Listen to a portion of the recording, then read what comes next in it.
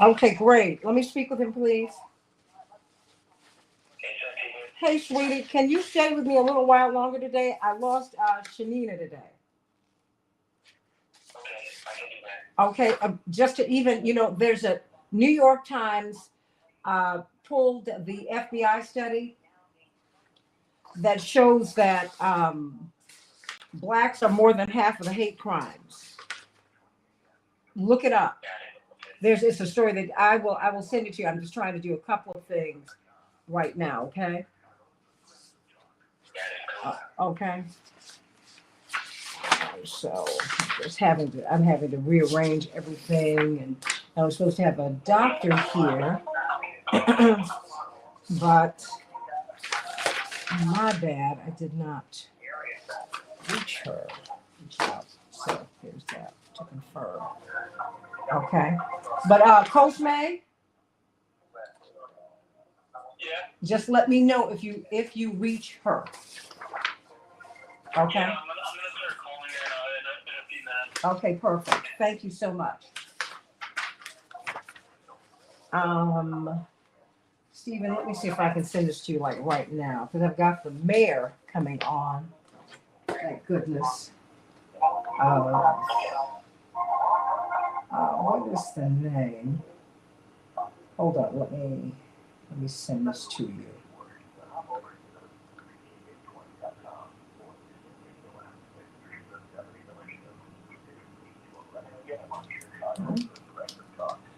Hey everybody, we're going to have Mayor Byron Brown on in the second hour. Thankfully.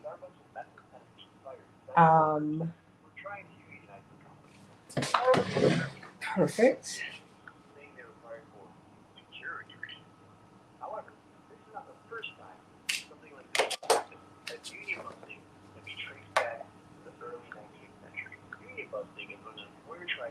I'm about to send it to you by text, Stephen, okay? Sounds good. And it's in the first 4 or 5 paragraphs. But you can just take a look at it while I'm going into my headlines. Yeah. Gotta stretch. That is the way this works.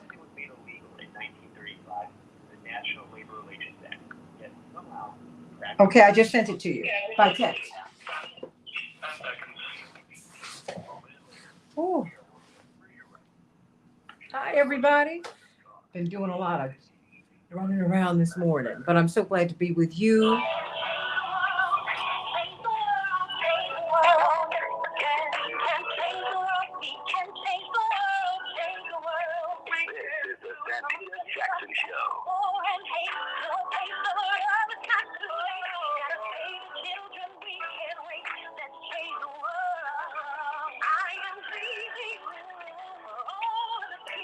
Hey everybody.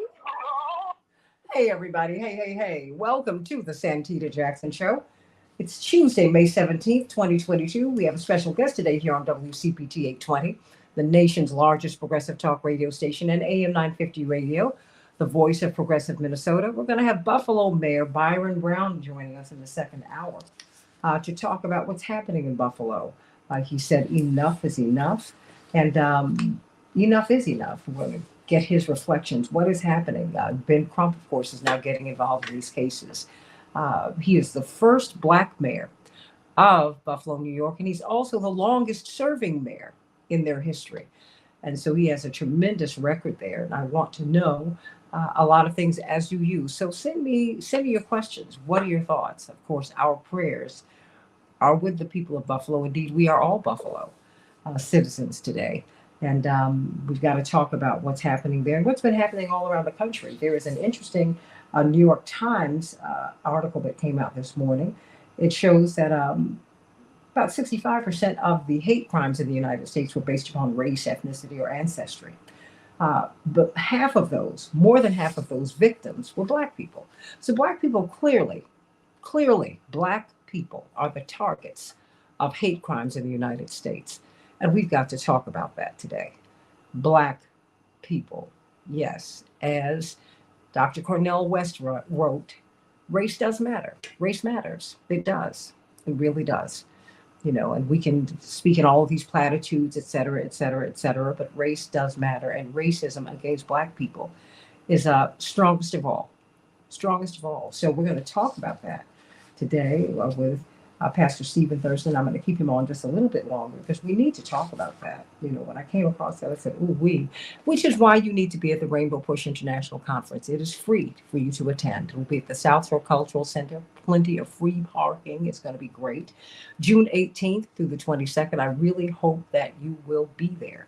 I hope that you will be there because we surely do need your participation because we're going to have conversations about and around issues just like these.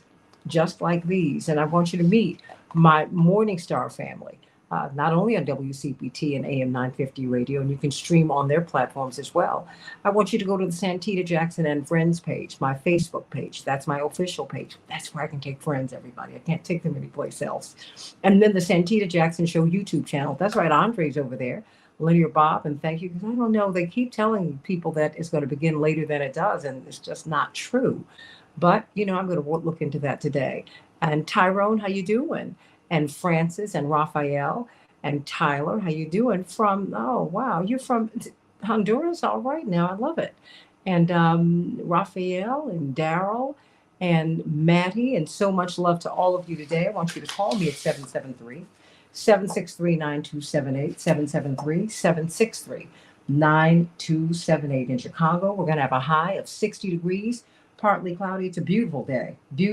Minneapolis, St. Paul, 70 degrees, scattered showers. The Dow closed up 26 points. The NASDAQ closed down 142 points. The S&P 500 closed down 15. In the NBA, well, we're getting closer to who the champion is going to be. Wow, the Celtics will be playing the Heat tonight, and tomorrow the Mavericks will be facing off against the Warriors. And a special congratulations to the amazing Steph Curry. He promised his parents when he left college to join the NBA. He had a semester left, but he had an opportunity and he seized it. You know, in your youth, you know, that's what the NBA is for. He said, look, I've got to take this opportunity. And he promised his parents that he would go back and get his degree. And now guess what? 13 years later, it was bestowed upon him this past weekend. BA in sociology. Go, Steph Curry, go. Superstar all the way. The Stanley Cup, the pursuit of it. Well, it is continuing. The Lightning will be playing tonight, and the Panthers and the Blues will be playing the Avalanche. So for all of you hockey fans out there, hey, between the NBA and the NHL and tennis, look, this is the time of year where you can see it all, and I just love it, love it, love it. Call me, text me, 773-763-9278. Let's talk about Buffalo. Let's talk about Buffalo. Let's talk about Mr. Gendron's parents.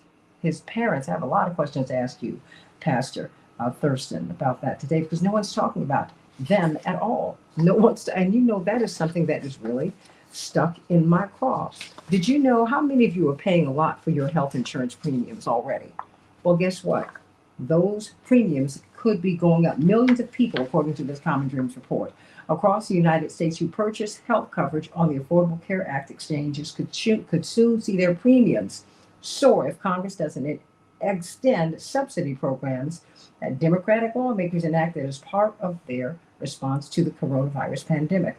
The nonprofit group Families USA estimates in an issue brief published on Monday, yesterday, that health insurance premiums are slated to, guess what, shoot up by 53% for 14 million persons who buy their own insurance from health insurance marketplaces. Remember, the health insurance industry wrote ACA, and we should have pushed back even harder. That having been said, if the coronavirus subsidies do not go through, your premiums, for those of you who bought your health insurance on this exchange or on these exchanges, they could shoot up by 53%. Hundreds of people were evacuated yesterday from the massive steel plant in Ukraine that let the last holdout in the besieged city of Mariupol, that had become a symbol of the Ukrainian resistance under relentless Russian assault. Well, according to a statement by Ukraine's military, this completes the combat mission in Mariupol, which has been the scene of some of the most intense fighting since Russia launched its invasion in late February. So, and we'll see how that goes. It turns out Benjamin Crump is getting involved in the Buffalo shooting case. He is charging domestic terrorism. A day ahead of President Biden's visit to Buffalo, the leading civil rights attorney who deals particularly in these issues said federal officials should define this mass shooting at this grocery store as an act of domestic terrorism. I wonder what the impact of that would be legally. Got to talk about that, everybody. The median pay of top CEOs hit a record 14.7 million as workers all over the country are striking over starvation wages, everybody. Wow. This is a whole lot that we've got to continue to look at. You know, they fired a lot of those workers, the managers at Amazon, after they unionized up in New York. And of course, Jeff Bezos is praising Joe Manchin for blocking President Biden's corporate tax hike. Pay attention, everybody. And this is something that really is a sign, quite frankly, of these awful, awful times. A child porn investigation revealed a video, everybody, of an Arby's manager. Now, this is pretty gross, but it's something that we have to watch. Urinating in a milkshake mix at the Vancouver, Washington restaurant. You can't make this stuff up. He's a night manager at the restaurant, and he told police that he did this for sexual gratification. But I think it's something that we need to pay attention to. We need to keep those cameras trained on those workers at all times, Pastor Stephen Thurston, because that, for me, was like the last straw. But you know, my grandmother Gertrude, may God rest her soul, and she's raising Cain up in heaven, because I know that's what you did down here. That having been said, she refused to eat out in public. She said, "You don't know what people do when they're preparing your food." Ouch. But you know, my grandmother worked in food services at the hospital.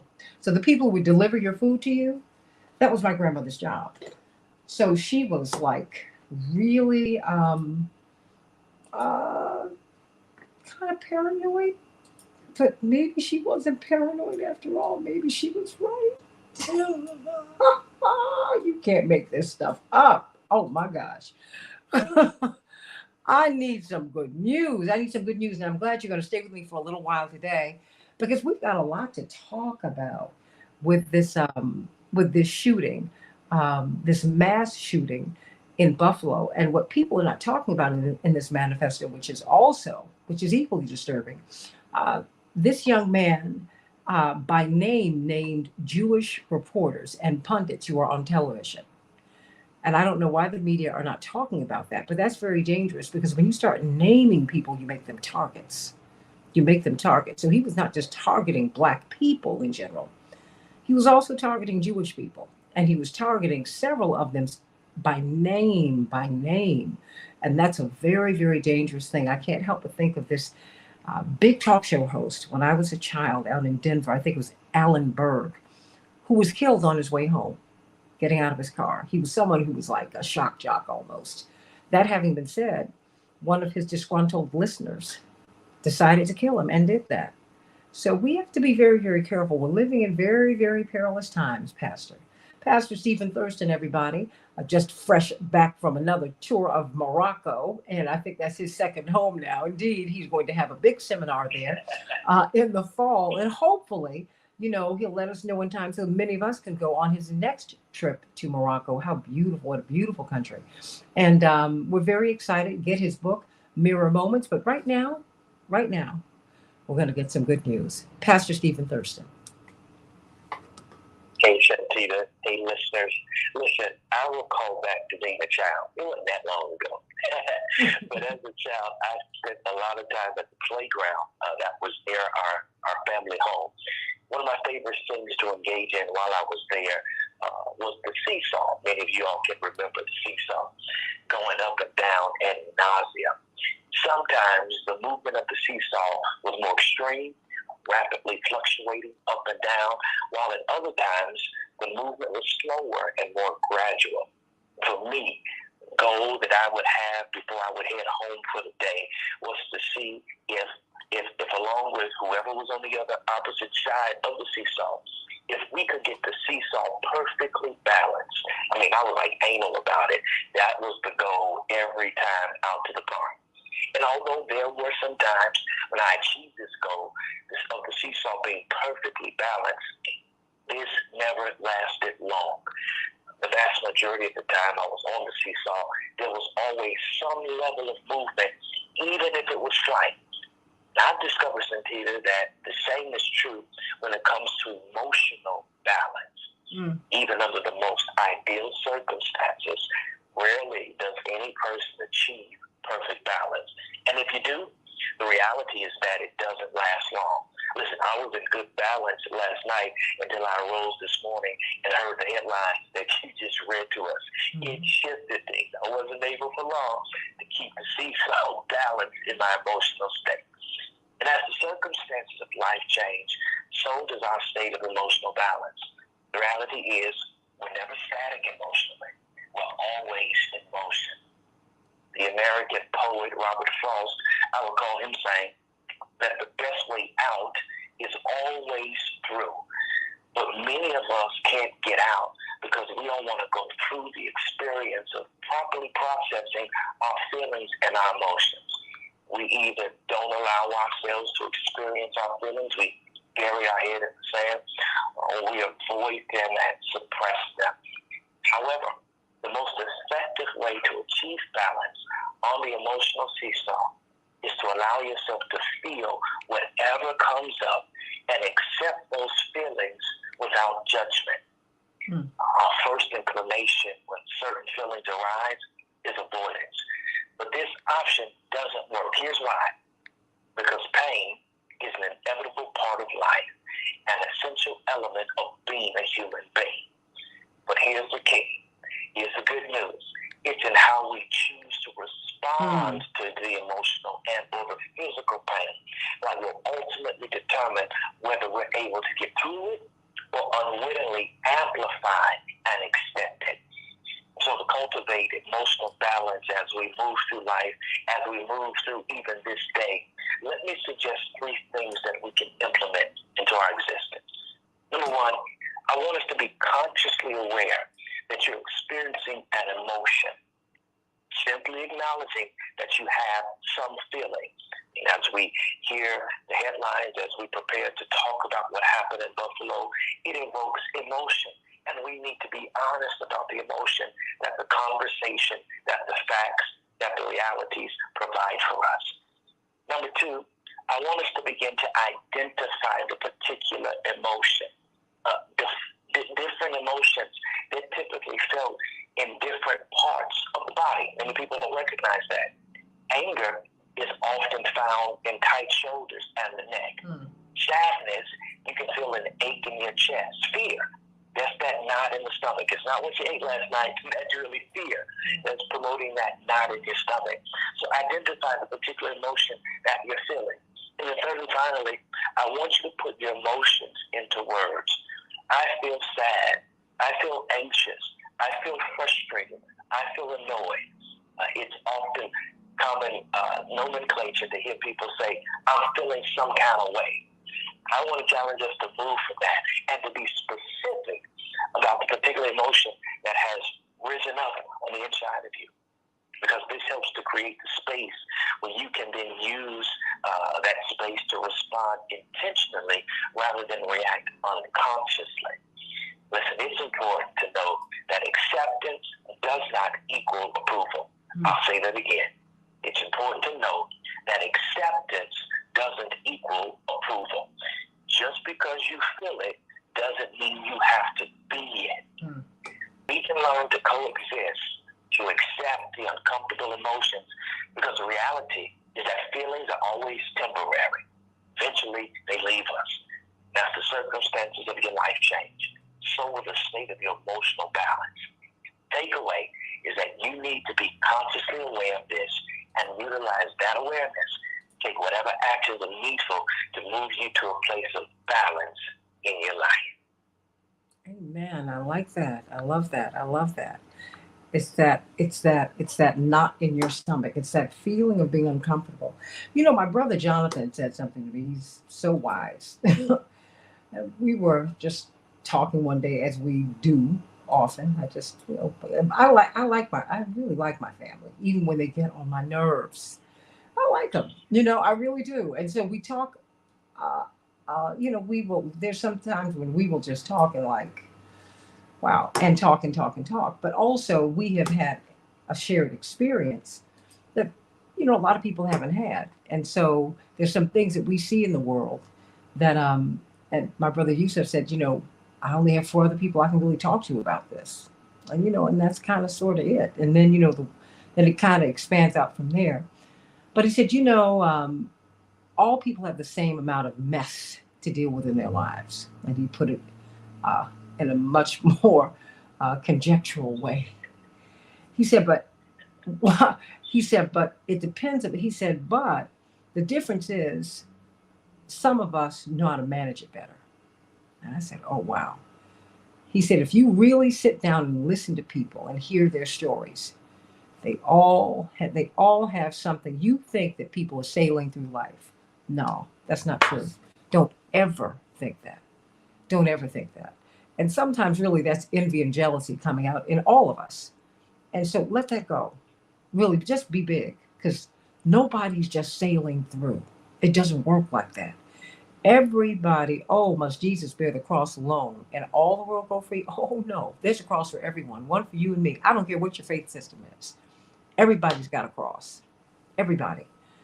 And so, I thank you for that, because I'm less judgmental of myself than I have ever been.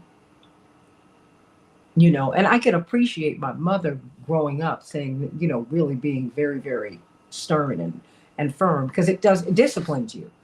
But as you get older, you have to kind of go, wait a minute. My father said, no, honey, there are a whole lot of ways. You don't know all. Only God does. So you kind of need to just try to be a good person, try to be kind, and just know that in time, the Lord reveals so much to you in the end. In the end. So in the end, you go, oh, wow, I didn't know that piece. But you know what? I called you, and Dr. Knight and everyone has laryngitis this morning. She's been traveling. And so I said, look, stay right where you are. Rest, get well, because she accompanied her son to a tournament out in Los Angeles and had a wonderful time. And I'm so glad about that. Because in her life, she's overcome a lot. She's the first person in her family, Dr. Thurston, Reverend Thurston, to to get a high school diploma, let alone a PhD. No one in her family before her got a high school diploma. So you can imagine, and she deals with that today. And so she and her husband have 3 children, and they've broken a cycle, as my parents broke a cycle. And so I just thank God for that. And you all send her some love and prayers. She'll be with us, if not tomorrow, in another day or so. She just needs some rest. And Dr. Deb will be back too. But you know, everyone, she is about to become the Dean of Global Public Health at NYU. She's going to oversee perhaps a dozen campuses all over the world. She sent her love. I spoke with her yesterday. And she will be back with us, but she's got a lot going on right now. And so remember, I said, well, the Lord has enlarged your territory. This is a huge position that's going to put her on the global stage to be able to make our case to the world. You've heard her. So just keep her in your prayers too. But I asked Pastor Thurston to stay over because when I came across, as the Lord would have it, you know me, I'm always reading and listening to the news before I come on the air. I came across something that was very distressing because we try to act, Reverend Thurston, as if race does not matter. And we know that it does. And we know phenotype matters. The blacker the berry, the sweeter the juice. Well, the darker you are, the tighter it is on you. And the fact is, the New York Times this morning has the BuffaloShooting highlights the rise of hate crimes against Black Americans. And I think we need to talk about that, everybody. Almost 65% of the more than 8,000 hate crimes that the FBI has tracked were based upon race and ethnicity. And according to them, within that category, Black Americans made up more than half of those victims. So Black people are targeted in America for hate crimes. And I want to talk to you about that, Reverend Thurston, because you study people, not just as a minister, that is part of your academic concentration. I think we need to talk about that. Reverend Thurston, we don't talk about that enough because everybody acts as if this racial burden in America is evenly distributed. It is not. Everyone in America can move into whiteness but Black people. Everybody. Everybody can blend in. After a generation or 2 or 3 or 4, you have that option. Black people do not. And when we're attacked by young Mr. Gendron, and when we don't talk to his parents and find out where did this come from, because see, he was a problem a year ago when he threatened to kill his high school classmates. He was a minor. He was in their home. I don't think he got dressed in the woods to go to the top store. They raised him. And if he were a Black person, we would be talking about his parents, the absent father, the lax mother. We would be doing all of that. We're doing none of that. And I want to know how 2 civil engineers with a solidly middle class, if not upper middle class background, if that's what a good family is supposed to make, your money, which we all know is crazy. How did they raise him? How did Kyle Rittenhouse get raised? How did Dylan Roof get raised? I just want to know some things today. I don't want you to help me with this, Pastor Thurston, and I want you to help me. Santita Jackson, Morning Star family, all of you within Radioland, all of you, call us at 773-763-9278, 773-763 WCPT. Back in just a minute.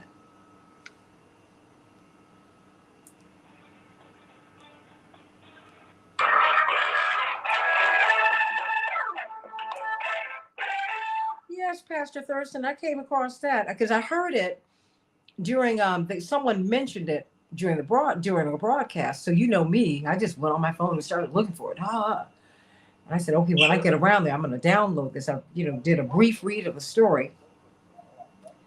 And I said, that's something that we don't talk. Yes. I have Attorney Hoffler on hold. I don't think she knew she was going to be coming on, but she said that she could stay on. She didn't know. She did not know. Just bring her up. Because I need to brief her. I'll call up Chaparral and Dr. Hemphill. Okay, just listen to me because we're kind of doing things on the fly.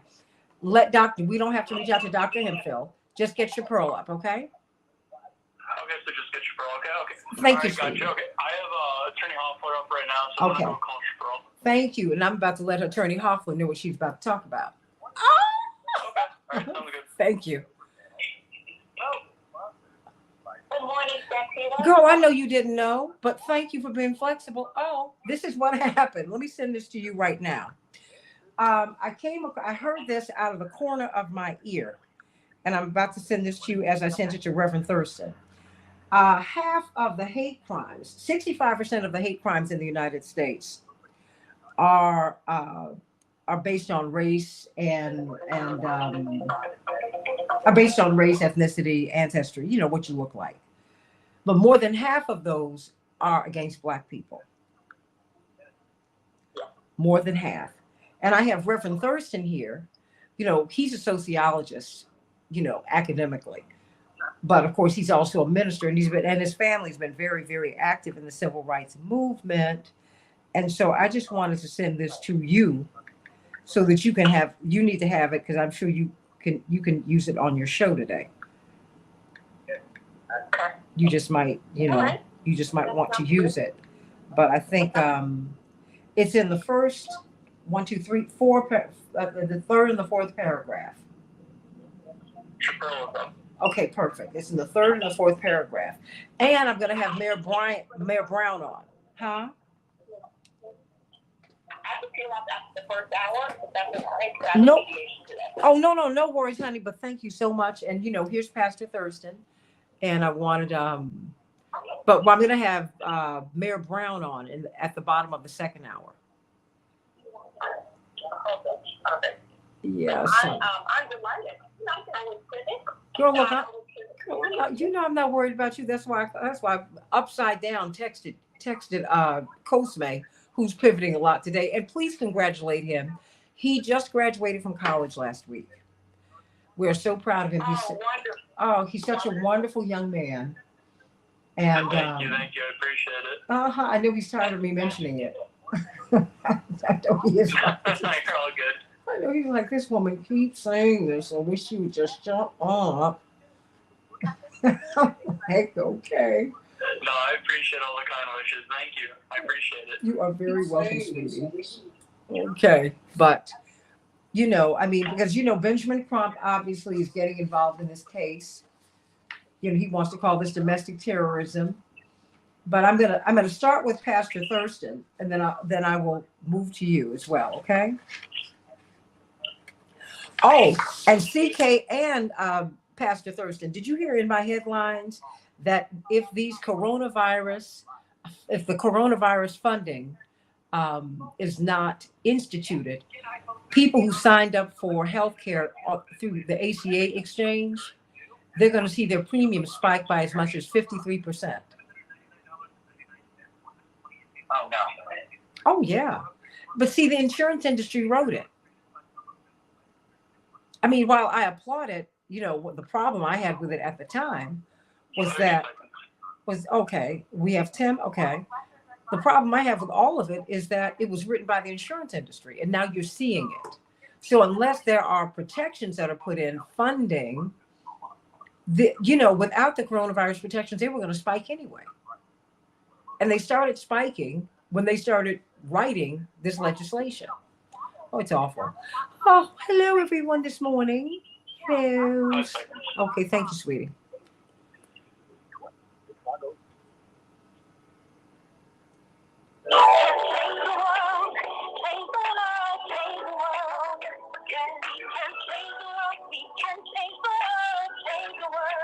This is the Santita Jackson Show.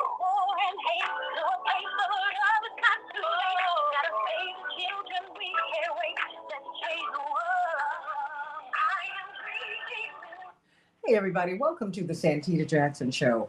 Later on in the show today, not only will we have John Nichols, we've been joined by Attorney C.K. Hoffler, and Reverend Stephen Thurston is staying with us, the teaching pastor at Salem Baptist Church, really the biggest Black church in the state of Illinois.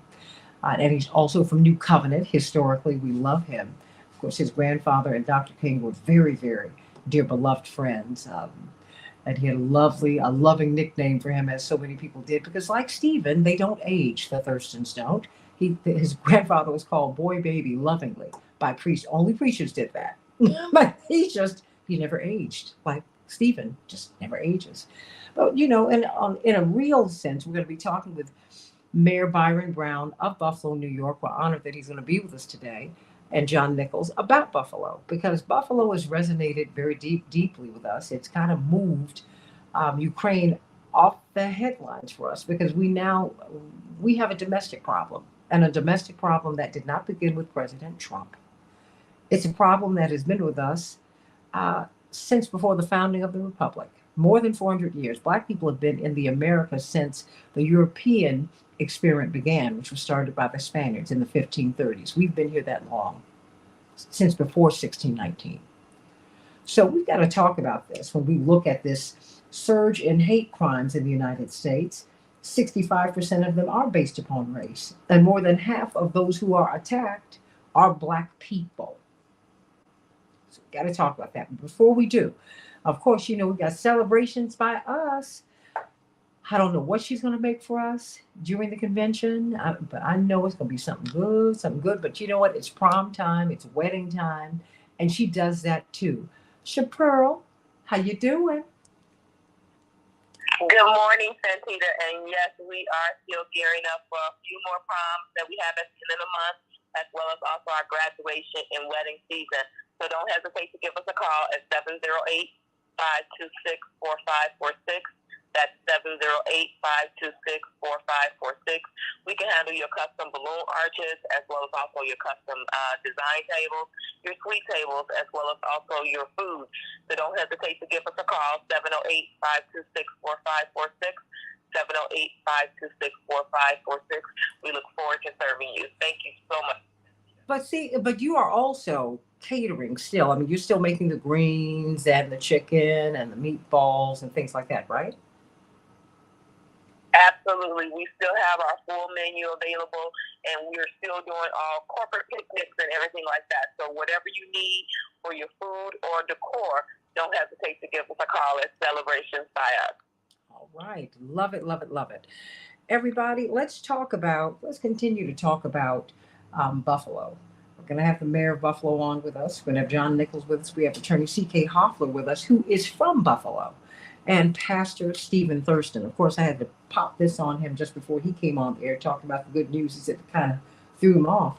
But when you hear, we don't really hear about the rise in hate crimes against Black people. And this manifesto is interesting. I wish they kept it up. See, let me tell you something. Let me just explain this to you all. I don't believe in censorship.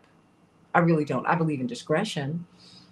That having been said, I think that blocking people from speaking their minds is very, very, very, it's a dangerous thing. You need to give people a chance to speak their mind so I know who these people are. Otherwise, they're walking around with me like this young man's parents. They are engineers. They're respected members of the community. Civil engineers, respected members of the community. And guess what? Their son is a murderer. And no one is saying anything. And so, no, Peyton Gendron is a murderer. And everyone wants to act like, okay, well, we're not going to talk about where he's from. No. He's been hiding in plain sight. The Columbine killers were hiding in plain sight. They were walking amongst us every day, along with their parents. I mean, you really? No. And then we find out that there has indeed been a rise in hate crimes in the United States, and it's been against Black people by more than half. So, Reverend Thurston, what does this say to you? Because you hear the popular narrative. No one ever wants to discuss this. Talk to me. Yeah, we don't. I even saw it in a post yesterday from the AP when they juxtapose this young man as a young man or a teenager and a Black young man, same age, who had national media attention, and framed him as a grown man. Mm-hmm. There's always this distinction that's made between Black and white, and I want to suggest that anything that's facing extinction is going to fight like hell to stay alive. From a sociological perspective, white people are worried about white replacement in this country. Then you add on the fact of backlash backlash over the fact that white people have been punished recently for their crimes against humanity, specifically against black people with the George Floyd case and then down in Brunswick, Georgia. And so white people are mad, and they are going to respond in a particular way. And therefore, you see this increase, this rise in violence. When we look at the fact that about a third of the nation's HBCUs were targeted with bomb threats this year, they're trying to tell us something. It's an intimidation factor. That's right. And even let me go spiritual. Jesus on the cross on Calvary, that was the Roman government seeking to intimidate other people. Don't be like him. Don't do what he's doing. Otherwise, we'll crucify you too. And so these acts of terror like this are signs and symbols to signal to black people, y'all sit down and shut up. Stay in your place. And we've got to continue to raise our voice. We don't have the right to remain silent in matters of this nature. And see, that's why a Reverend Jeremiah Wright is so important. You know, because many black people and black leaders were silenced and silent during the Obama era. And we were silent because we called ourselves trying to protect them. And we were silenced because we were told by Democratic officials and sometimes even by the White House itself, don't rock the boat. We have a whole lot riding on this presidency. We sure do, but we're getting slaughtered in the streets. And it has continued to grow. So don't ever do that again. I don't care what blackface is in high place. You must always continue to advocate for yourself. Everybody else does. And we should be no different. That is the only way we're going to survive, CK. These hate crimes are against, more than half of them come against black people. And you have your colleague, your dear friend, Attorney Benjamin Crump, who said this needs to be declared an act of direct domestic terrorism. Please speak to that. I mean, speak. You. There's a lot that you can say about the rise of hate crimes, but he's saying, no, yeah, this is domestic terrorism. Help us with that. Well, this is domestic terrorism, just as the events of January 6th were acts of domestic terrorism as well. It is not surprising to me that the majority of the hate crimes are directed. When we talk about hate crimes, the difference between a regular crime and a hate crime is that a hate crime is a crime that is motivated by racial animus, by cultural animus, by gender animus, and the like. And disability, crimes against the LGBTQ plus community. So that's the genesis of the hate crime laws, the statutes, where the crime is specifically because of a person's race, gender, etc., as we saw with Ahmaud Arbery. So it is not surprising to me that in this country, the majority of them are based on race in the final analysis, because that is where we are in this country. There are people that have been poised for quite some time for a race war. This country is arming itself at alarming rates. I'm here in Georgia, where you don't even have to have really any credentials to get a gun now. You can go to, I'm just waiting for drugstores to sell guns because it's just on that level. Anyone can get a gun here. And so people don't even have to take to the streets to go on through the black market to get a gun. It's just that easy, that transparent, and it's a reflection of the fact that in states like Georgia, people are arming themselves in preparation for some type of I don't want to say a revolution, but there are some groups, conservative white supremacist groups, that are putting themselves in that position to fight that kind of war. So it's tragic what we saw in Buffalo. Buffalo is one example. Buffalo has one of the most, and I say this being from Buffalo, one of the most racially divided communities that I've seen. Maybe there are parts of Boston that mirror that, where you've got a lot of ethnic communities that live side by side but may not get along. And it's always been that way. It's always been that. And so, but this young man, he traveled from far. Mm-hmm. He specifically targeted Buffalo. He's not someone who's from Buffalo. He traveled from Buffalo as part of, I believe, some overall plan to attack black communities, to send a message. And that message was resonated loud and clear. It is absolutely, when I saw his picture, I saw a picture of him, and he almost looked like a choir boy. I was disgusted. Mm-hmm. I was absolutely discuss it as the juxtaposition, the portrayal of him as almost some type of innocent child. He is a grown man who's a predator and who had committed one of the most heinous acts of violence against the community. He's not a little innocent cherub. Like Kyle Rittenhouse was not an innocent cherub child. He was a grown man who committed very serious crimes, just as this young man did. And we need to call it the way it is. So, Santita, from a legal standpoint, Ben Crump is absolutely right. He is my friend. He's a former vice president of the National Bar. He's right on target with that. We got to call it the way we see it. Domestic acts of terrorism. And anything less is just being disingenuous, misleading the public. And there's so much misleading going on. We don't need to start now when 10 people have been killed, murdered, gunned down like dogs. And that's what it is. That's what happened at Cops in Buffalo. And we don't need to call it anything else. And by the way, it's being replicated throughout the country. Look, according to the FBI, it is being replicated. And the reason I keep going back to his parents, first you, Reverend Thurston, and then you, Attorney Hoffler. The reason I keep going back to his parents, look, you can raise a child, do everything you can. And sometimes children just go all the way over to the other side. I get that. I don't have children, but I get that. But as a minor, last year, he was put in a psychiatric facility for a day and a half. He was on the police radar because he threatened to kill his classmates, his high school classmates. Not one, but the class. And he was a minor at home living with that. You mean to tell me he doesn't stay on the radar with that, Reverend Thurston? So his problems predate Saturday. And yet, we're not hearing about parents who are irresponsible, a father who is absent, a mother who's lax. No, we're hearing none of that. I mean, the parents are being left alone. I mean, I'm talking about the people who we're not talking about. Let's start with the parents who are being left alone. I want to see the manifesto. I want to see the names that they put in the manifesto, because they specifically named people who they felt were threats to them. Blow up this thing on the black side, absolutely, but don't hide behind me, because they were not just targeting black people, Reverend Thurston. But let's start with these parents. Let's start with the parents, Reverend Thurston. Let's start there. Who raised a child? I mean, clearly, something happened here, Reverend.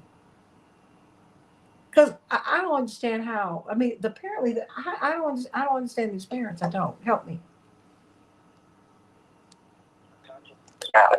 Environments matter, and that infuses and pours into the mental state and the biases and prejudices that children have based upon that first engagement is always with parents. That's the primary leader in their life, again, from a sociological perspective. And we have to pay attention to that context. And it's amazing that every time one of these issues happen, their background is whitewashed, it's not dealt with.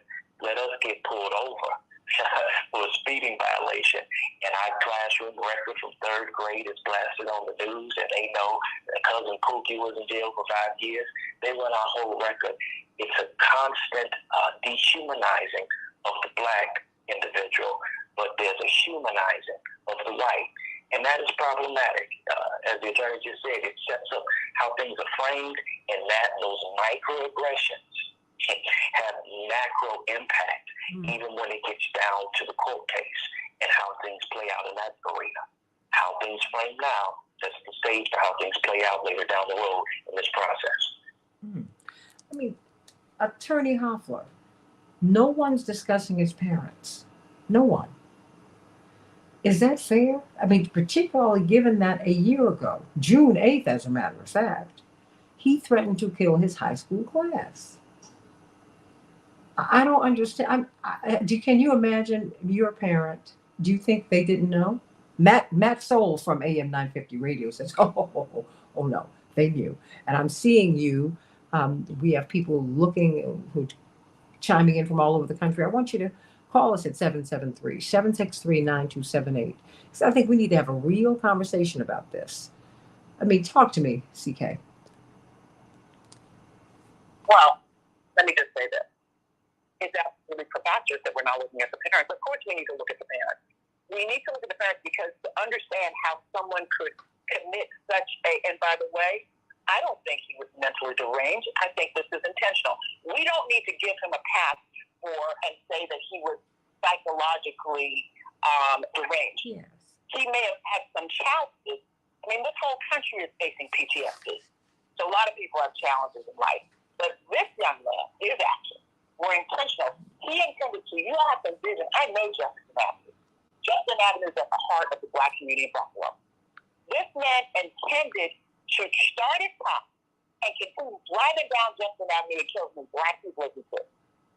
Jefferson Avenue is not a mixed community. Jefferson Avenue does not have Latino, Irish, Polish, Italian, and that is not what Jefferson Avenue is. It is in the Black community. He intended to kill Black people, and he intended to just drive down with his assault rifle and continue just to shoot until he could shoot no more. And that is just shooting until he ran out of ammunition. This was an intentional act of terrorism against U.S. citizens. That's what it was. He was well armed. He was well informed. He was deliberate. He was intentional. He knew where he was going. He knew what he was doing. He had a manifesto. He had social media. He orchestrated the social media from head to toe, left to right. This was a well-orchestrated effort. So I'm not going to accept a narrative of mental incapacity because he had the knowledge. He had and these are legal terms. He had the presence of mind to determine he was going to do all of that, to orchestrate, plan, and execute something beautifully.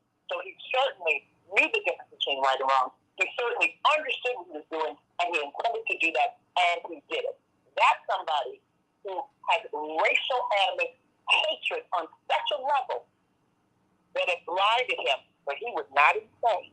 He did not have mental at that moment, and I do not want him to get off or to avail himself of an sense of mental incapacity.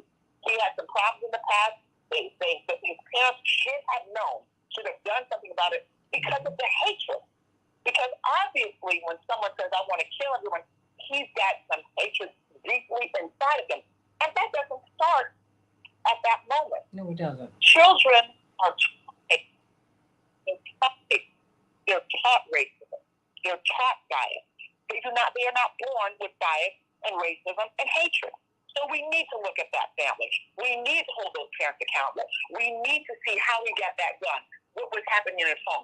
What was in his room? What his parents knew? What they had access to? What they could have done? What they should have done? What the law requires them to do as custodians of that child. That's what we need to look at. And I have to tell you, I'm hearing this a lot, Reverend Thurston and Attorney Hoffler. Well, just from a few people. It's interesting. Are you going to talk about the Chicago murder?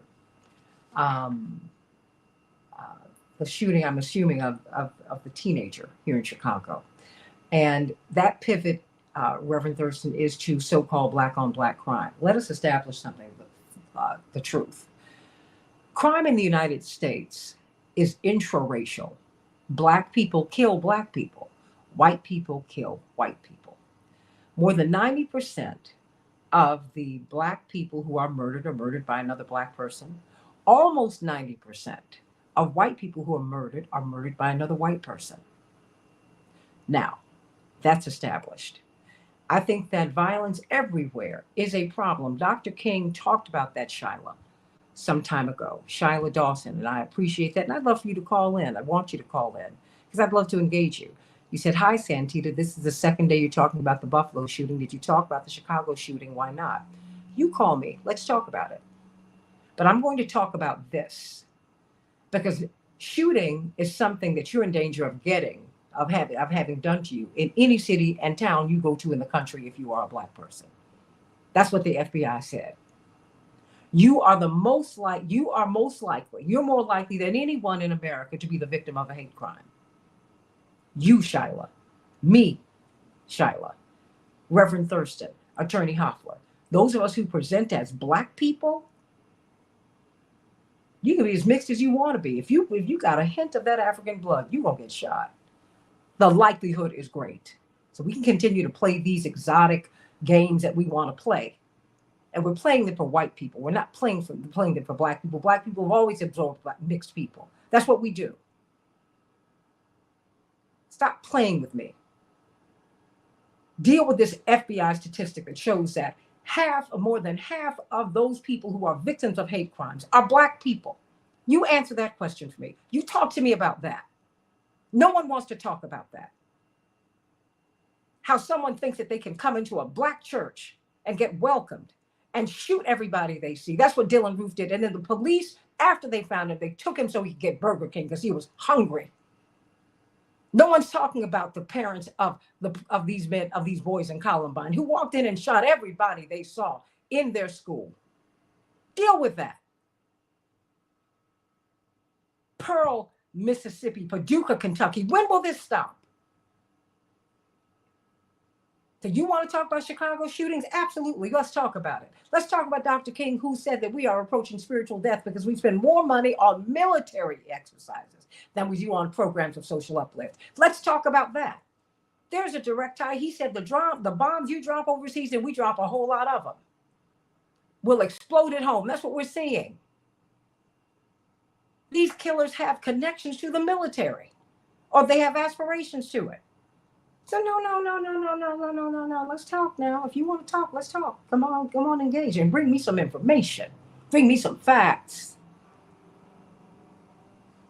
Because that's the fact. That's the fact. I got a minute before we go. CK's going to stay with me a little while. You can too, Pastor. But Reverend Thurston, your thoughts. The things they can't control, i.e. our skin color, it's painful emotionally, and even more important, it impacts how we then move through the world. That psychological dimension. These acts of violence, they just don't impact that victim, but they impact whole communities of people. Because now all of us walk into grocery stores today, tomorrow, next day, and we wonder if we're the next victim. Amen. Where's the man who's going to carry out this same type of atrocity? Look, ask the question why the police did not target him. He came out holding a gun to his chin. I don't think the police should have shot him, but I don't think they should have choked George Floyd to death. I don't think they should have killed Philando Castile. What are you talking about? You want to talk about what happened downtown? Absolutely, you can talk about that. But why don't you first ask the question why the police did not shoot him? And they shouldn't have shot him. They shoot Black people first and ask questions later. And then they all get off. And then they move in to nice neighborhoods and everything is fine. No. Don't play the Chicago game with me. This is something that the right wing has blown up to take us off the point. To take you off the point that if you have a child and you send them down the street to the store, you've got some random white person who might have something on his neck about Black folks taking his jobs, even though we were probably here before he was. And they will kill you. The police, I mean, come on, what? No, let's not play. No, let's not play. Call me. Let's engage. And when you engage with me, bring some facts. Santita Jackson Show in just a few minutes.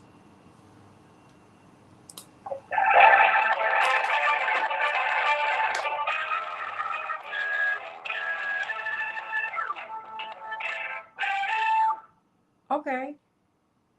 Look, everybody. I mean, because Reverend, I thank you for staying with us.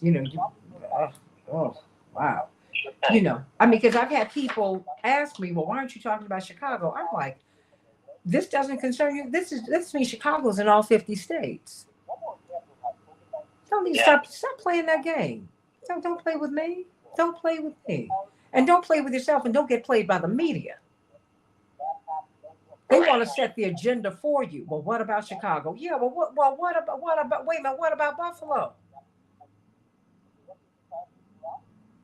What about Patrick Gendron and his parents? Why don't you answer that question? Let me look up their names here. Because I saw them in the New York Post, CK. That's what infuriated me. A right-wing tabloid out of New York, which is all right, I get it. But I can't get any information on his parents. I mean, why can't we talk about his parents? Why doesn't anyone? We can talk about it. We can and we should. We can and we should. And again, I mean, it's just like when you're trying to case. You're trying to case on that specific issue. Is there black on black crime? Absolutely. But the alarming statistics about hate crime are what is the focus here. And that is something that we cannot ignore, and that is something we don't need to dilute either. Because it is becoming an epidemic. An epidemic. We're living in a pandemic, and hate crimes are becoming an epidemic. They might become a pandemic before it's over. Do you understand? So Paul and Pamela Gendron. Paul and Pamela Gendron, both civil engineers. Paul and Pamela Gendron, both civil engineers. Now, I think, Gail, I got you. Go now. You can go on and interview, all these, who is it? Robert Kelly and all these other folks. I get it. Interview them. Oprah, interview them. I want you to sit down with them and have them explain. Don't just chase down Michael Jackson and Robert Kelly. Yeah, I said it. Talk to them. I want them to explain how they had a son who threatened to kill his classmates. Y'all haven't talked about that all year? You didn't even move out the community, so he would be a threat to the community. Y'all let him enroll in a school in the community. Who does that? I mean, CK, come on. If you're in charge of a child, if you're in charge of him, you like, no, you might hurt somebody. You ought to care, CK. Ugh. And then people want to play with me about Chicago. And yeah, you're playing about Chicago. You're not serious. You're not serious. Oh, CK, I heard it mentioned on a show this morning. Because I listen to all these news shows as I'm getting ready. And they just mentioned that colonel that half of the hate crimes are against black people. I said, I got to find this. So, I did my search, found that. I said, whoa, wait a minute. While y'all are talking about how outraged you are, people who used to be Republicans, but now they're independents for the sake of being on TV or whatever, because Donald Trump embarrassed you, even though you let them on your show, because he was a star on the same network as you. And then you want to blame Donald Trump for all of this, as if this did not exist before Donald Trump. Are you for real? Oh, stop it. Just stop. You cannot have such a limited approach to this. You gonna let Donald Trump carry the weight of slavery and Jim Crow and everything? No, y'all act like this did not exist before him. Ridiculous. He didn't start this fire. And he, like almost every president, did not try to do anything to put it out.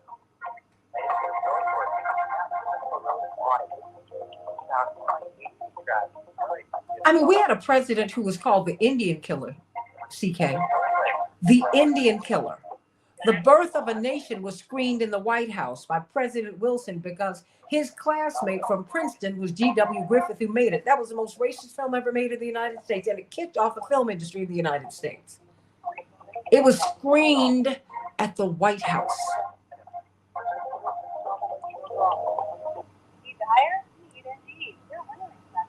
You have a president who's nicknamed the Indian Killer? No, he wasn't a swashbuckler. No. That's what some people call him. He said, no, he's the Indian Killer. That's what he does. Hey, Keena. Hey, sweetie. No, stop. Do we have John up? Yeah, John's up. Okay. Ooh. John Nichols? Yeah. As you can see, I'm a little hot this morning. but I ask a lot of questions, and I have a lot for you. You know, C.K. Hoffler, um, the past immediate president of the National Bar Association, which is the largest and oldest black bar association in the world, more than 66,000 lawyers. CK is from Buffalo. So this is a community that she knows extremely well. But of course, I've had to move you up because we're going to have Mayor Brown on at the bottom of the hour. So I thank you for accommodating us. But, but they were showing the police blotter, and you see what happened in Orange County, California. I mean, we're killing people all over the place. Yeah, and the big one, big part of Texas with these Dallas shootings. Well, we're going to talk about it before we bring on. Oh boy. But CK? Okay.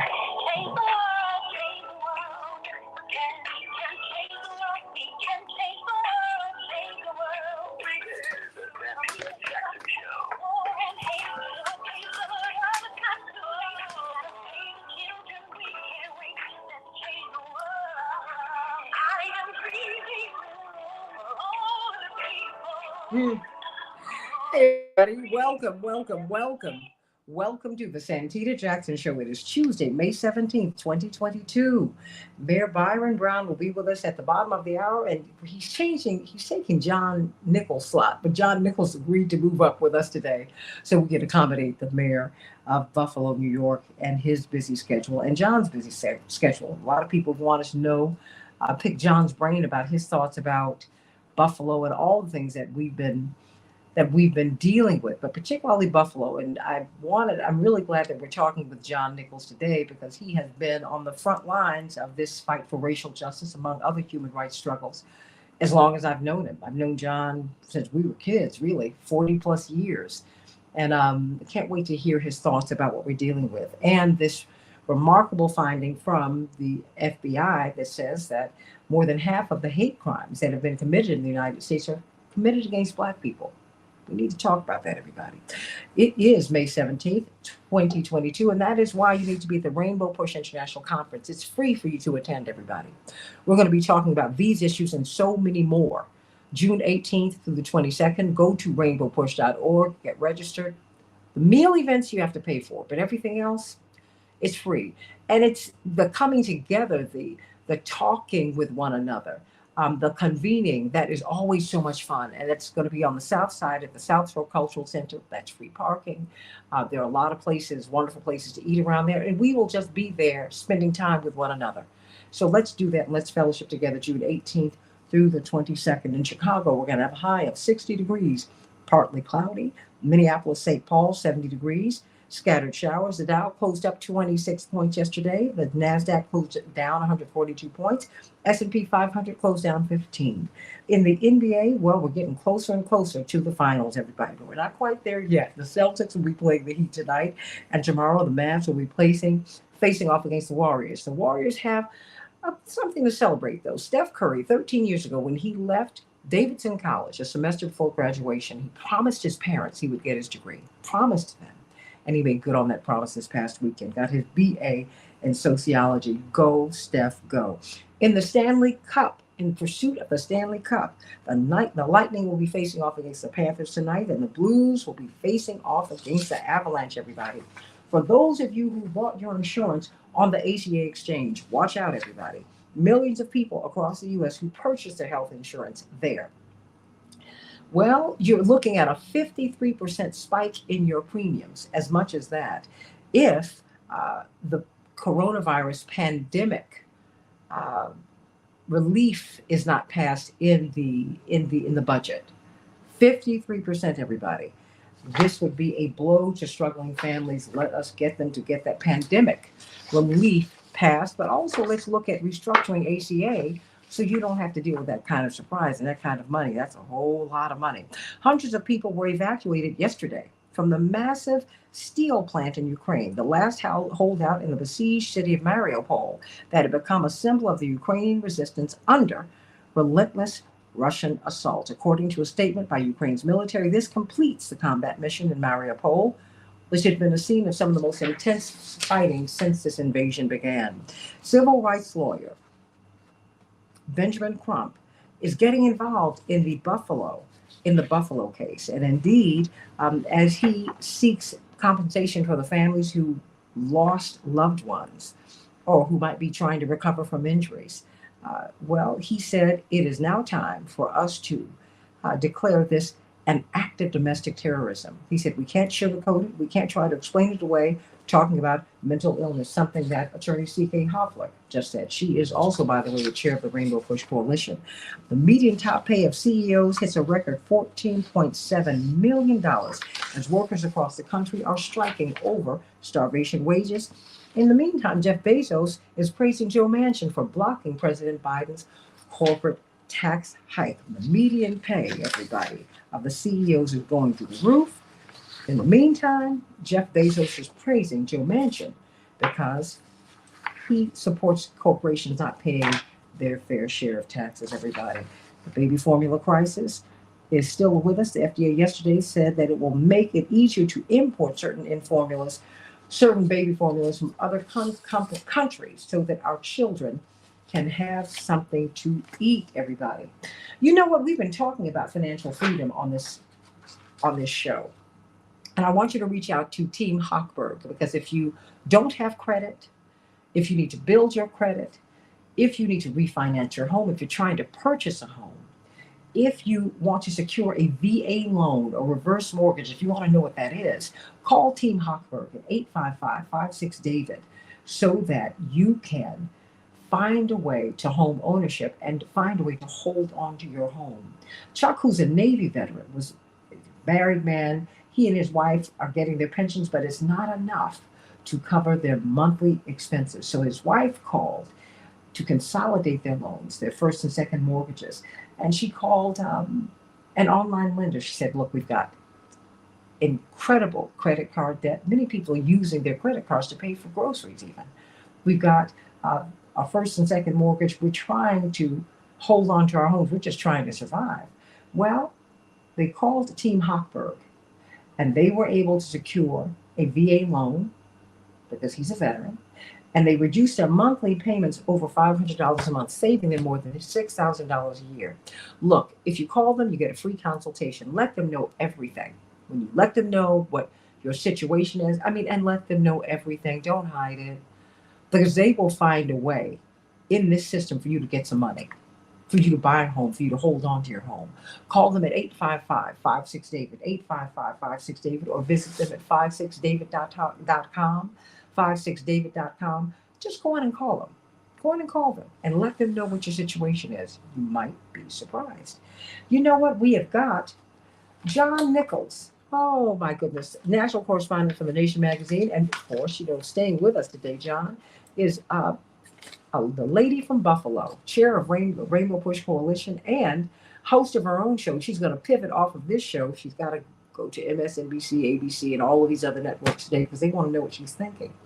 But she has a show on WAOK at 10 o'clock Central Time, 11 o'clock Eastern Standard Time. She'll be talking about this issue as her fellow National Bar Association member, Ben Crump, is saying that this is an act of domestic terrorism. What happened? 13 people were shot. 10 people were killed. 11 people were shot. 10 people were killed in Buffalo outside of a supermarket. Peyton Gendron, 18 years of age, who last year, it turns out, John, he threatened to kill his classmates last year. John, you got to help me to understand this. And no one wants to talk about Paul, about his parents, about Paul and Pamela Gendron. And I'm like, wait a minute, how do you have a child in your home who threatens to kill the classmates? You put him in a psychiatric facility for a day and a half, and that's the end of it? I don't understand. And then we came across this FBI statistic that shows that 65% of the hate crimes in the United States, 64.9% to be precise, are against people that it's ancestral bias, it's racial. But more than half of those are targeting Black people. Black people are clearly targets, John. So first, your comments on Buffalo, and then your comments on this. I mean, just the revelation that Black people are the targets of hate in the United States, John Nichols. Well, let's begin with the basics here, and that is, of course, it was an incident of domestic terrorism.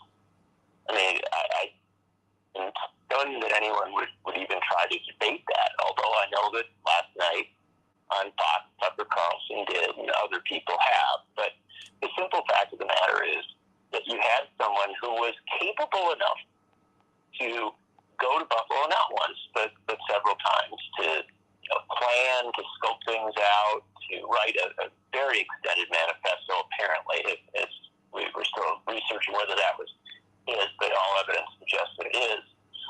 To do all this, was certainly capable enough to perform this crime. And then people say, oh, well, somehow he's incapable of forming an intent. No, the intent was clear. The intent was to kill Black people. It was an act of domestic terrorism. It should be identified as such and addressed as such. And then it should be seen in context. We need to understand that this isn't the first such incident. I mean, this is horrific what happened in Buffalo, but what happened in Charlotte? I mean, someone going to a church, praying with people and then shooting and killing them, right, murdering them. By every measure, by every indication, as an act of racial violence that was domestic terrorism. And then you have other incidents. You have the El Paso shooting, targeting predominantly Hispanic folks. And you have, if you go back and you look, there's a substantial history of this. So it's not something that we see as one isolated individual doing something horrific. This is part of a pattern. And the pattern is getting worse. It appears to be accelerating. And so, as a society, we've got to pause and think about this in a very real way. And yes, you begin with the identification of what happened in Buffalo as what it was, domestic terrorism. You acknowledge that there is a pattern of domestic terrorism. And then you say, well, what are the sources of this? And of course, you're right to talk about the parents. I don't think you can separate a child from their parents and upbringing from the household. But one of the things that's very significant with this Buffalo shooter is that he so specifically said in his manifesto that he was less influenced by his family, and his family may have been negligent and irresponsible, but less influenced by his family than by what he saw in media, by what he got from powerful figures in this country. And that's an important thing to understand because it's pretty clear. It is pretty clear that a lot of young people, and maybe even not so young people, are getting a steady stream of race hate that is being packaged up as quote-unquote information, that is being manipulated and managed in a way to, form a violent hatred that plays out in ways like we saw in Buffalo. So as a country, we've got a serious problem. And other countries, when they see a problem of this severity, need to act upon it. Norway had, back 11 years ago, a horrific shooting where someone went to an island summer camp where the campers were socialist youth and shot, dozens and dozens of young people, incredibly horrific murder spree. And in Norway, what they did was they examined themselves as a country, and they said, something's way wrong here. We've got to think about this and figure out what to do about it and how to respond. And similarly, in the United States, the Buffalo shooting should be a wake-up call. I know President Biden's going to Buffalo. I think that's good. He should. But it has to go much deeper than that. There has to be an examination of what's going on, of how we communicate about race in this country. And if I can offer one last thing, connecting a couple of the patterns recently, we have this clear pattern of racial violence and racist violence. And then we have, political groupings in this country that tell us that we can't teach the real history of this country, that we can't teach about critical race theory, and not that we teach it specifically, but we can't be influenced by some of its lessons. that we can't put together the pieces that this country allowed slavery, segregation, Jim Crow, lynching, a history of violence, a history of horrific racist violence, and we're not supposed to teach about that? Well, if we don't teach about that and examine it and learn to talk about it and learn to address it, how are we going to address the crisis in our time? We're talking with John Nichols, national correspondent for The Nation magazine. And, I'd like to, as you so graciously opened the door for attorney C.K. Hoffler, who is from Buffalo. But before I get to her, just very quickly, when are we going to talk about racism? Race is not the problem. Racism is. Everybody's a race. That's okay. It's the racism that is the rub, John. It's the racism. It's the bias against someone because of their ancestry. And I want to make my apologies to Shiloh because she is from South Africa, and I'm glad that you're listening in. I'm glad that Antho is listening in from France. I'm glad that you are. But I want you to know, Shiloh, what they're doing, because I've been out of the country, and I know how they continue to talk about Chicago violence and look what Black people are doing to each other in Chicago. They're not going to tell you about what's happening, what's being done to us all across the country. No one wants to talk about that. And everyone wants to talk about Black on Black crime. Crime is intraracial in the United States. Murder is intraracial. You kill the people the people you're next to. We're still in a very segregated country. So I want you to understand that Black people are most likely to be victims of hate crimes in the United States, more likely than anyone in the United States, John. So race is not the problem. Racism, I think we've got to reframe that discussion, John. Racism. Because of course, we will always have crime, right? I mean, hopefully we'll address it with all the right social and economic interventions. But the truth of the matter is that crime exists, but crime is also separate from violent racist attacks targeting groups of people. And we've got an acceleration in that. Not that it isn't new. I mean, it's old. We have a long history of it. Night riders and lynching and all of that. But the fact of the matter is that we see it in profound ways in our time. And yes, it is racism, but it's also racist violence. And the thing that I think is important here is to make the connection, to understand that the motivations for this are manufactured, right? They are not simply effectively in your DNA. No, what's happening is we are living in a moment where we should be more enlightened, right? We should be more conscious of, that which we share, that the deep similarities between all people. No, but instead we have very powerful communications platforms. We have very powerful figures in our media and in our politics that are seeking to drive wedges between people and to accelerate and amplify racist hatred, racism and xenophobia in this country. And so it's a really toxic mix. We have a country where we make incredibly powerful weaponry available to just about everybody. Very easy to get a gun. And we combine that with a politicized discussion about race that seeks to divide people, that seeks to promote hatred. When you put those pieces together, you end up with situations like what happened in Buffalo. This is not complicated. This is not hard to understand what's going on. What is complicated and what is hard to understand is why this country doesn't hit the stop button and say something's very wrong. When you say something, you recognize a sickness in the physical body, you stop and you try to address it. Well, literally, Buffalo is an example of a sickness in our society, and if we don't stop and address it, then I sadly report that we will see it again and again, and it is so antithetical to any form of progress, to any sense of moving forward as a country. The truth of the matter is that we are moving backward.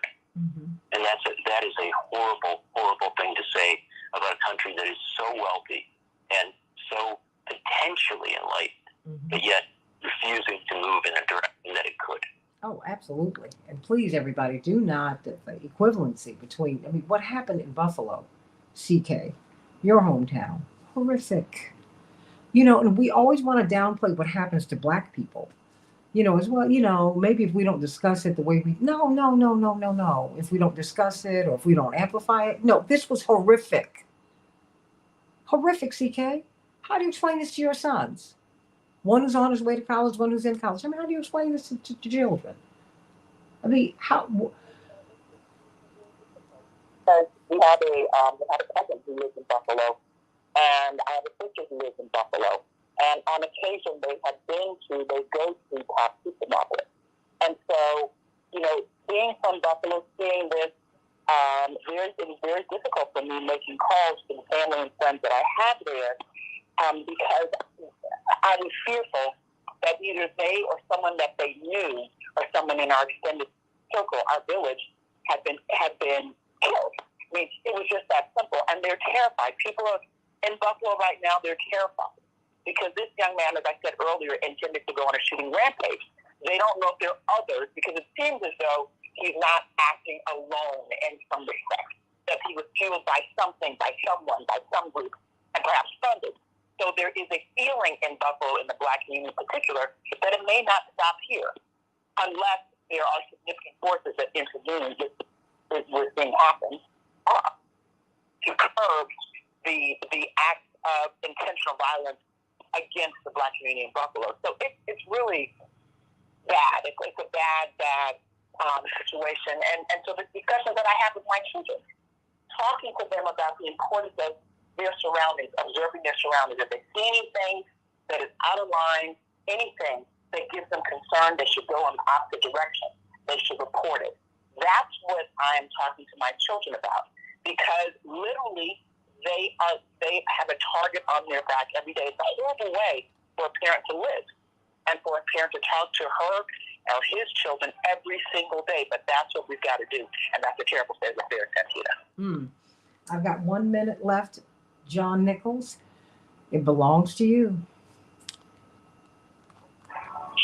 Look, it's so good to be here and to have her insights about Buffalo, and it's great that you're going to have the mayor on.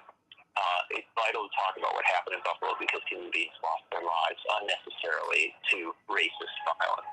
But we can't stop the conversation there. We have to understand that Buffalo was where this happened, but it could just as easily have been Milwaukee or Chicago or any number of other cities across the country. We've got a crisis, and we need to stop and address it. I hope that President Biden, when he travels to Buffalo, will address this crisis and embrace the necessity of figuring out why in this country so much violence is directed at Black people for reasons of racism, and to understand that also there is violence directed at Asian Americans, at Latinos, and other folks.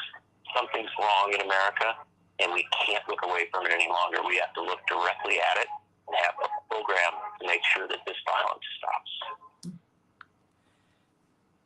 What can you say?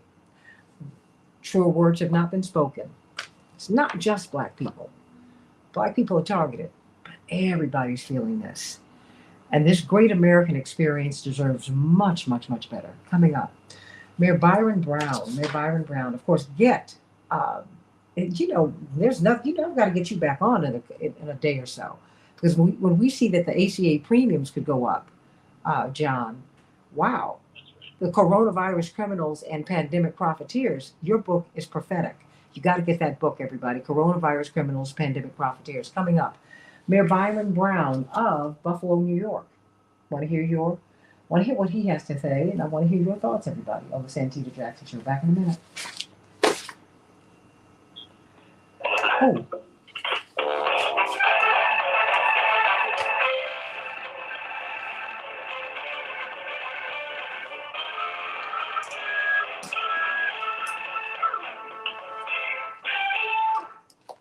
John? Oh. Sean took off. Oh, okay. John's gone? Yeah, so we still have the Reverend. We have Attorney Hoffler. Reverend just dropped. Okay. And then we still have Tim from DeKalb on. Oh, okay. But let me know when the mayor gets on. Yep. I'm sorry, CK? to run. Okay, well, thank you, girl. Okay. Well, thank you. And I'll reach out a bit later. And thank you so much for this opportunity. Girl, look, I can look. Thank you for what, jumping in like that. My sister. Oh my gosh. Oh, I knew you were like, what? I knew you said, what do you want? What do you want? What? But you know what? See if you can stay for a hot second, because when the mayor comes on, I would like for you to say hello to him before you go. Just say hello. I would, and I'm gonna reach out to him. I met him when he first became mayor years ago, but I don't know him. It's okay. It's okay. I would like to have someone. So I'm probably gonna go to Buffalo sometime soon. So I'd like to make contact with him. Call Reverend about that. Because he went to Buffalo yesterday. Okay.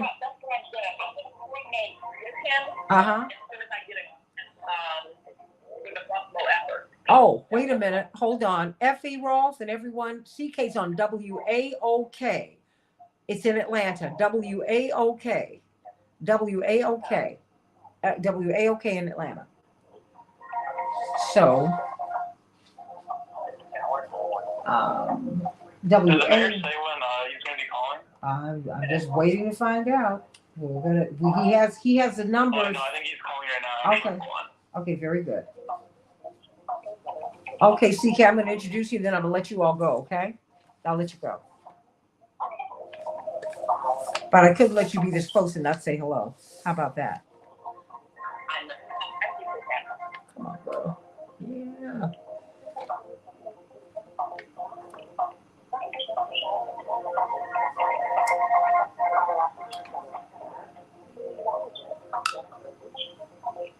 All right, I have them connected. Okay. Mayor Brown? Yes. Mayor Brown, Santita Jackson, how do you do?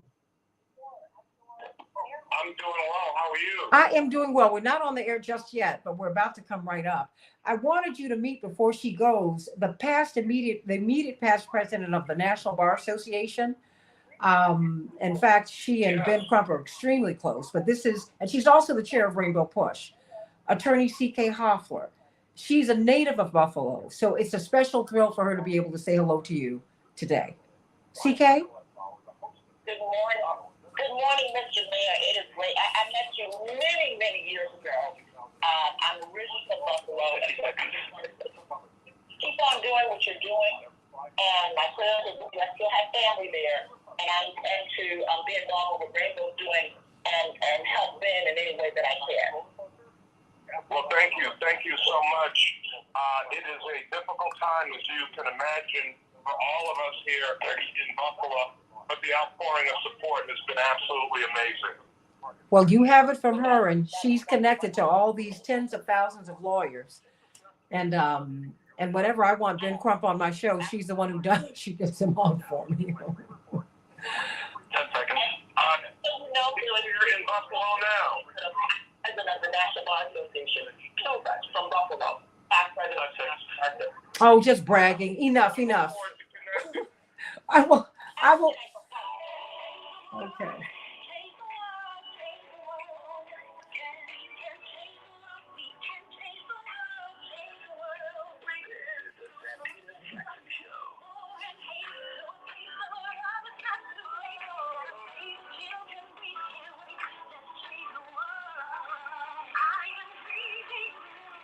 Hey, everybody. Welcome to the Santita Jackson Show. Great news to you from the Oak Park Regional Housing Center. The Illinois Homeowner Assistance Fund is offering up to $30,000 free dollars for you to pay your past due mortgage, property tax payments, or other housing costs, everybody. If you took a hit during the pandemic, and so many people did during COVID-19, go to Illinois Housing Help, illinoishousinghelp.org, to find out if you're eligible for up to $30,000, everybody. Call their office at 773-887-5187. The program ends May 31st, so go to illinoishousinghelp.org IllinoisHousingHelp.org, IllinoisHousingHelp.org, so that you can save your homes. We are so honored to have this man with us today. We've been watching his calm, steady, strong leadership in the midst of this tragedy, this crisis in Buffalo, New York. We can't say enough about him. He's the first African American mayor of Buffalo, but he is also their longest serving mayor. Such is the trust that people have in this man. Indeed, the top supermarket was in the middle of a food desert, and it was because of the Herculean effort of him and others. But he really helped to lead the drive to get this store in the middle of the Black community. We can't say enough because you make us feel calm. You make us feel comforted. Mayor Byron Brown, welcome to the show. Thank you very much. Very good to be with you, and thank you for your concern and prayers for Buffalo, New York. Well, we're sending you so much love today. We're trying to find out, we're still trying to put our arms around this. I think that we've all been traumatized by this, but none more than the members of your immediate community, because all of us are connected to Buffalo now. We just found out that the FBI has given the statistics that out of the 65% of the hate crimes which are directed toward people of color, more than half of those are against Black people. And so there's a certain vulnerability that Black people in particular, but everyone feels right now. What do we know, Mayor Brown, about what happened on Saturday? If you could just make it plain for us. So on Saturday afternoon, about 2:30, beautiful, warm, sunny day in the city of Buffalo. Absolutely a glorious day as it started out. Children riding their bicycles, Little League baseball games taking place, people shopping in the supermarket, people working in the supermarket, many people up and down the street on Jefferson Avenue. I was at a T-ball game for my 4-year-old great-nephew, his first T-ball game, and got a call from the Buffalo Police Commissioner that we had an active shooter situation in Buffalo in the top supermarket on Jefferson Avenue, and it was already confirmed that several people were dead, that police were on the scene. I left the T-ball game, rushed to the scene to get to the police command post, and as I was coming into the supermarket parking lot, there were bodies on the ground covered in sheets in the parking lot. I could see blood coming through the sheet, suggesting extensive damage to the deceased. What we then later found out is that 13 people were shot, 10 were killed, and this shooter traveled from more than 3 hours away.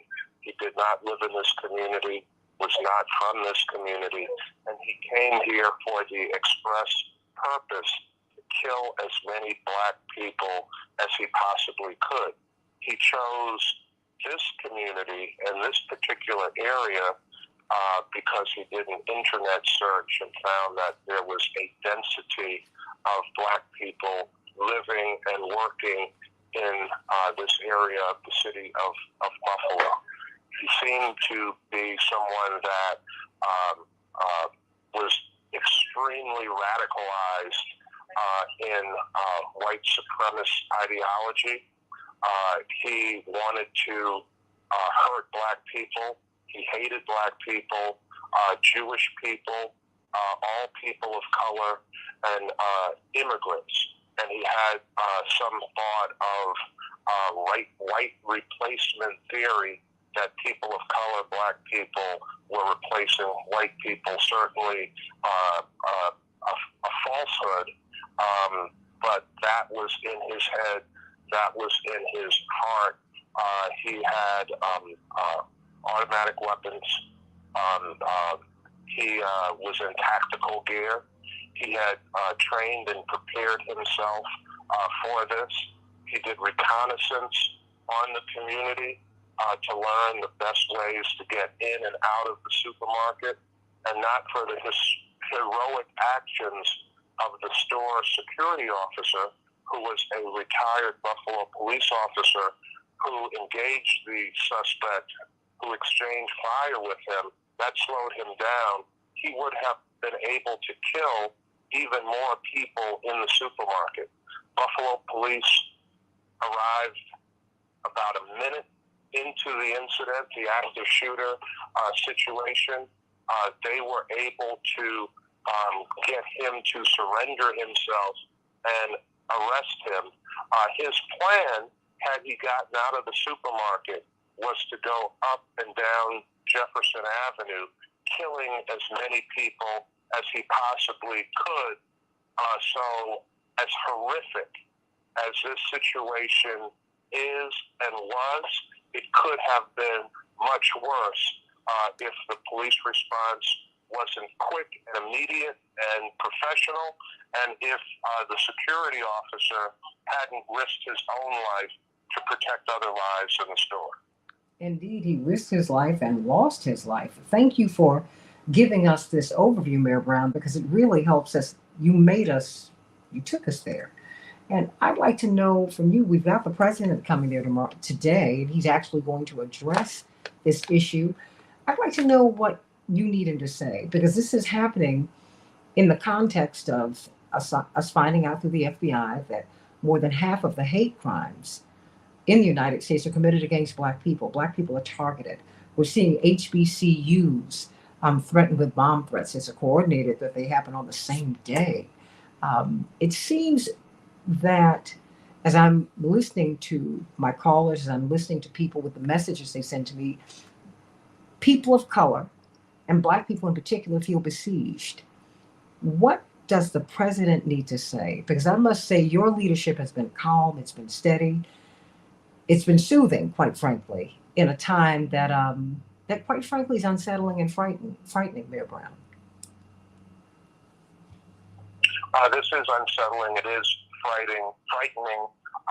Many people in this community and beyond around this incident feel a sense of trauma.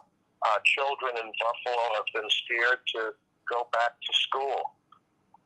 I want the president to talk about passing stronger hate crime legislation that will protect Black people in this country. Want him to talk about sensible gun control to make it harder for people to get guns in this country. The availability of guns is too easy, the access to getting them. I want the president to talk about preventing people with mental health issues from being able to obtain guns, being able to purchase guns. This person clearly, the level of hate, the volume of hate, the depth of hate, clearly there were mental health issues with this person, had been taken in for observation about a year or so ago for threats he made while he was in his senior year of high school. He was evaluated and then was released. But clearly there was more there that should have been discovered, I think. And then finally, I want to talk to the president about more investment in urban areas and inner cities around the country for economic development, business growth, job creation, job training, to provide more opportunity for people living in urban areas all across the country. We're talking with Mayor Byron Brown, mayor of Buffalo, New York. We're so honored to have him today. He's their first Black mayor, but he is their longest serving mayor of any color, quite frankly. And we're talking about the opportunities now that could come from this tragedy. Indeed, you just touched upon that, Mayor Brown. What is the path forward? I mean, because part of the path forward was having this top supermarket put in this food desert, which provided jobs and great food and services to the community. What about an urban plan, a plan to really revitalize urban America? I mean, do you think that you could help to lead? I think that you could. I mean, to help to lead, a plan to revitalize urban America, because, and not just an economic plan, but a spiritual plan. But let's start with the economics. What specifically would you like the president and state legislators and federal legislators to do? I think there should be an urban plan to revitalize urban America. There should be that kind of plan.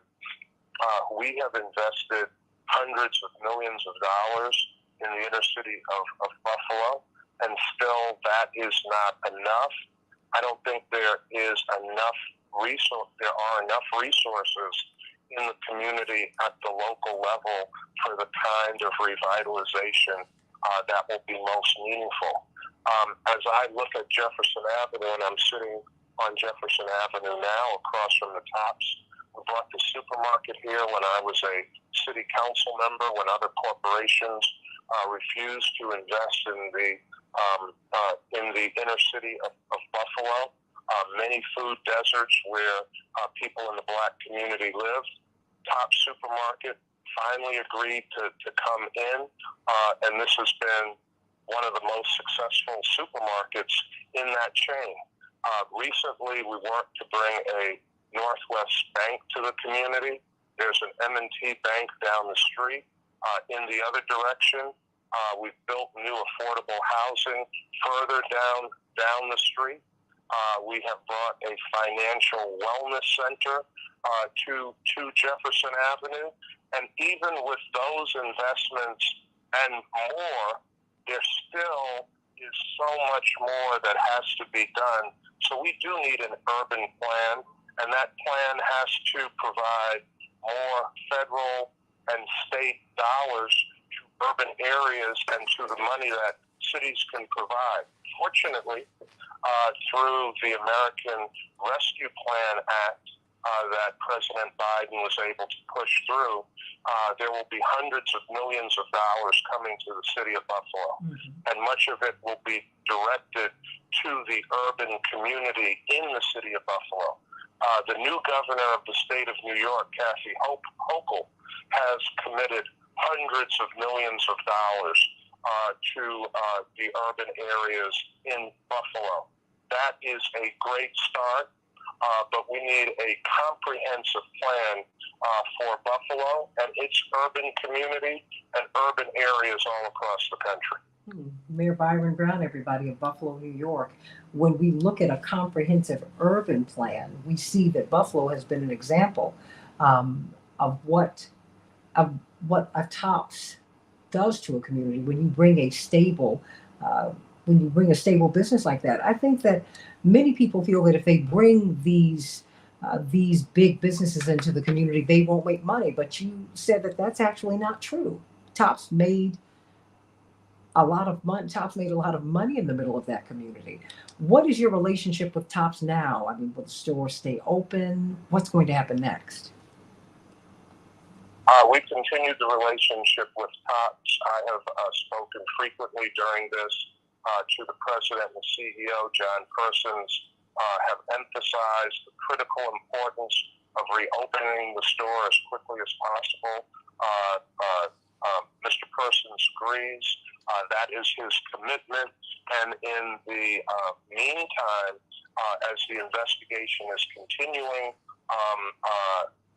while that is happening, Tops has committed to transporting customers that use this particular market on Jefferson Avenue to other Tops markets in the company's network to make sure that people can still have access to good food. There will be a refrigerator truck here to provide people with access to fresh meats, and the company will providing money for crisis services for employees that have been traumatized by this incident, both those who were working in the store at the time and those whose friends were injured and loved ones might have been those that were lost in this horrific attack. You said that this is a turning point, that this opportunity is going to be a turning point. Pivoting from what to what, Mayor Brown? This incident is in the eyes of the nation and the world. Right here, as I sit in front of the tops, there is press here from all across this country and all across the world talking about this incident, talking about guns in America, talking about mental health in this country, hatred perpetuated across social media, people being radicalized through social media, the frustration and plight of urban America, people wanting to see more investment, more opportunity, more business growth, more jobs. So it is a turning point. It is an opportunity for people to realize the critical nature of these issues and do more and do better.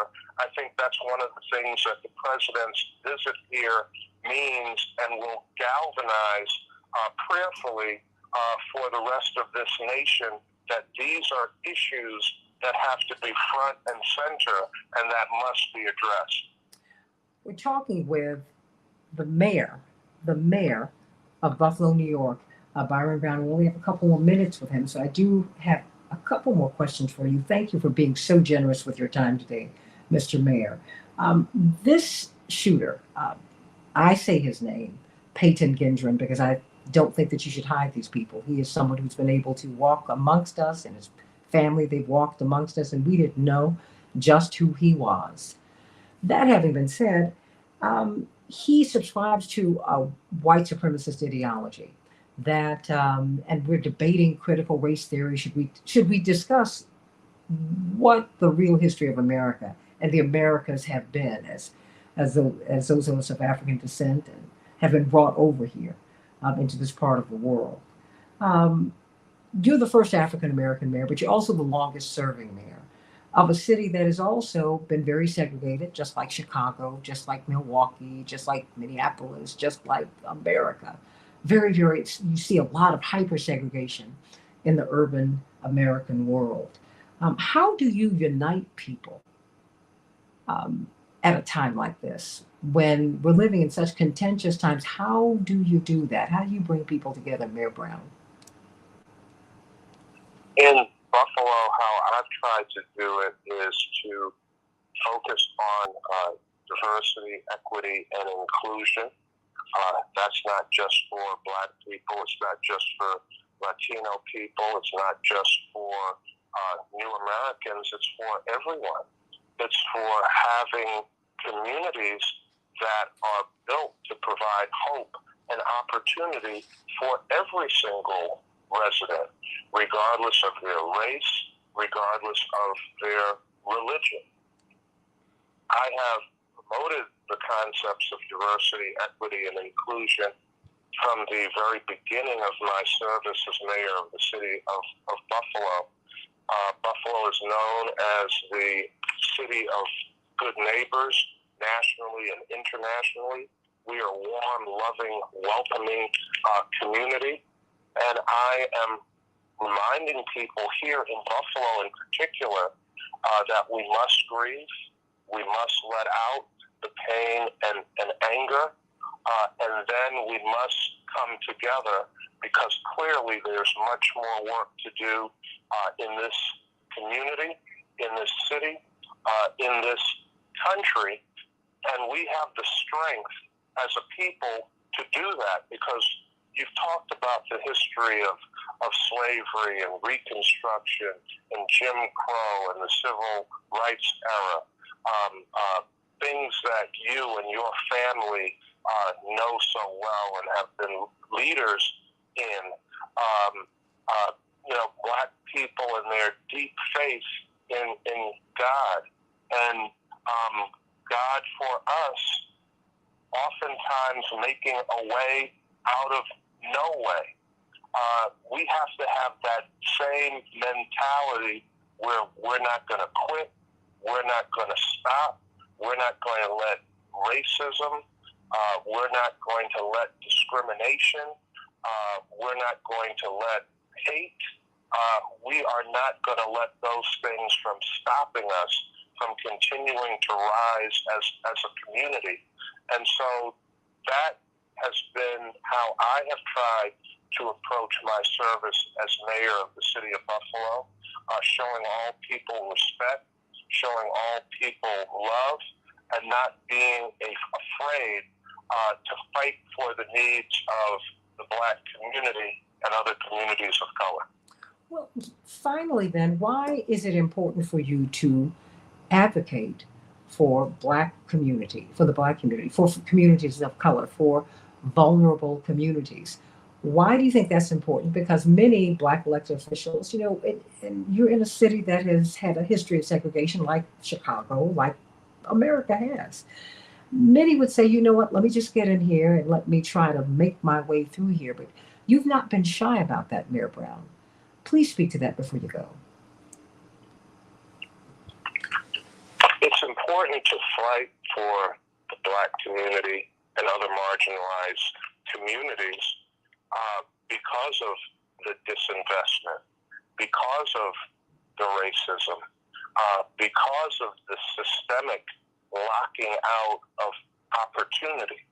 The only way to reverse that is to focus special attention and special resources to create more opportunity where there was less opportunity before, to make our white brothers and sisters understand that providing opportunity for those who have been locked out of opportunity doesn't mean less opportunity for them. If we are all doing well, our communities become much stronger. If we all rise, our communities are more vibrant and more healthy and more beneficial for everyone. So we have to inspire our own, as Reverend Jesse Jackson would say, and win others, and not turn people off in the process. To have people understand that we have to all be united in the effort to lift and improve marginalized communities, including and in particular the Black community. Well, he has just given us a national prescription for what we need to do all over America. And I want to thank you, Mayor Byron Brown of Buffalo, New York, for being the calm in the midst of this storm. We've watched you, we've admired you, respected you, and cannot wait to see all that God has in store for you. There's so much of your leadership. We need you, and we need you everywhere. So much love and many blessings to you. Know that the people of Buffalo are in our thoughts and prayers. Indeed, we are all from Buffalo. We love you. God bless you. Thank you for sharing your time with us today, Mr. Mayor. Thank you very much, Ms. Jackson. We love you too. God bless you. Everybody, what a wonderful opportunity. How honored we have been to speak with Mayor Byron Brown of Buffalo, New York. Think about that, everybody, today. We all win when we all win when we all win. It's one of the things that I admire about his leadership. He's not been shy about where we need to get well, how we can get well. We thank God for him today, and we thank God for all of the people who are working to really bring some healing, not just to Buffalo, but to America. We need that, everybody. Love you, love you, love you. God bless you. Can't wait to be with you tomorrow on the Santita Jackson Show. God bless.